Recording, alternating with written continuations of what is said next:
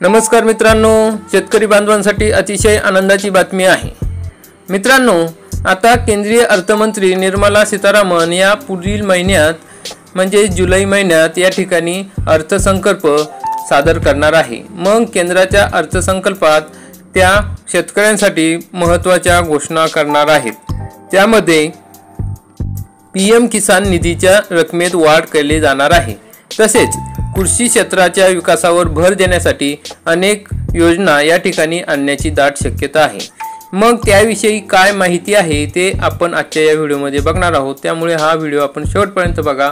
आपण जर चॅनलवरती नवीन असाल तर चॅनलला सबस्क्राइब। तर मित्रांनो, केंद्रीय अर्थमंत्री निर्मला सीतारामन जुलै महिन्यात अर्थसंकल्प सादर करतील।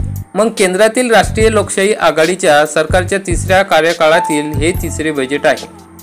मग लोकसभेचा निकाल पाहता या अर्थसंकल्पात अनेक मोठे निर्णय होण्याची दाट शक्यता आहे। सीतारामन यांनी 1 फेब्रुवारी रोजी अंतरिम अर्थसंकल्प सादर केला होता। तेव्हा कोणतीही घोषणा केली नव्हती, पण यावेळी केंद्र सरकार योजनांचा पाऊस पाडण्याची शक्यता आहे। त्यामुळे शेतकरी आणि करदात्यांना या बजेटमध्ये गिफ्ट मिळू शकते। त्यामुळे मित्रांनो, आता शेतकऱ्यांसाठी मोठी दिलासादायक बातमी या ठिकाणी त्या घोषणा करू शकतात। तर पीएम किसान योजनेची रक्कम वाढणार आहे। तर भारत आजही खेड्यांचा देश म्हणून ओळखला जातो। शेतकऱ्यांसाठी केंद्र सरकारने 2019 मध्ये पंतप्रधान शेतकरी सन्मान निधी योजना आणली। मग या योजनेअंतर्गत जे अल्पभूधारक शेतकरी आहे तसेच त्यांना वार्षिक 6000 रुपयाची आर्थिक मदत देण्यात येते, हे आपल्या सर्वांना माहिती आहे। मग या 3 हप्त्यांमध्ये 2000ची मदत देण्यात येते।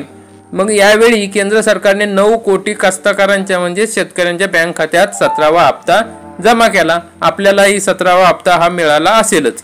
मग त्या अंतर्गत 20,000 कोटी रुपयांहून अधिकची रक्कम हस्तांतरित केली। बजेटमध्ये पीएम किसानची वार्षिक रक्कम ही किती आहे?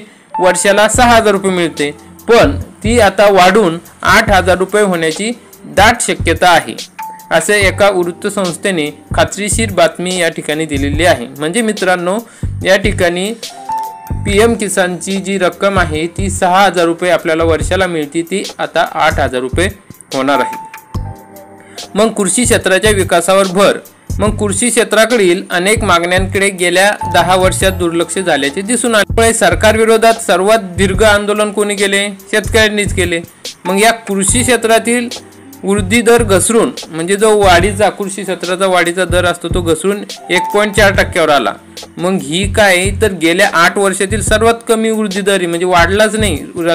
जे कृषी क्षेत्राचं उत्पन्न वाढायला पाहिजे ते वाढलं नाही। त्यामुळे सरकार या बजेटमध्ये कृषी क्षेत्राच्या म्हणजे शेतीच्या या विकासावर भर देण्यासाठी पाऊल टाकण्याची दाट शक्यता आहे। त्यामुळे या अर्थसंकल्पात शेतकऱ्यांसाठी मोठ्या घोषणा आणि मोठ्या दिलासा या ठिकाणी मिळणार आहे।